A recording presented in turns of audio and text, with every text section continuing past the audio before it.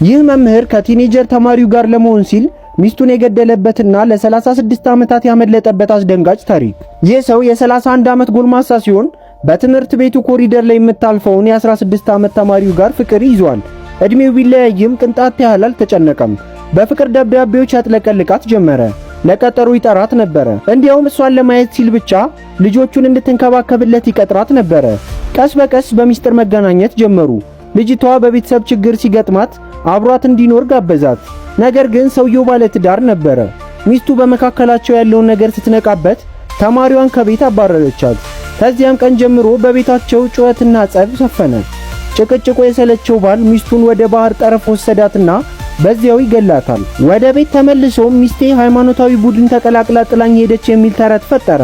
በሚቀጥለውም ቀን ተማሪዋን ወደ ቤት አስገባት። የሟች ሚስቱ ቤተሰቦች ግን ልጅቷ ጥላ አትሄድም በማለት ጥርጣሬያቸውን ቢገልጹም ፖሊስ ግን የሰውየውን የፈጠራ ታሪክ አመነ። ከ36 ዓመት በኋላ ምን እንደተፈጠረ ለማወቅ ፓርት 2 ብላችሁ ኮሜንት አድርጉ።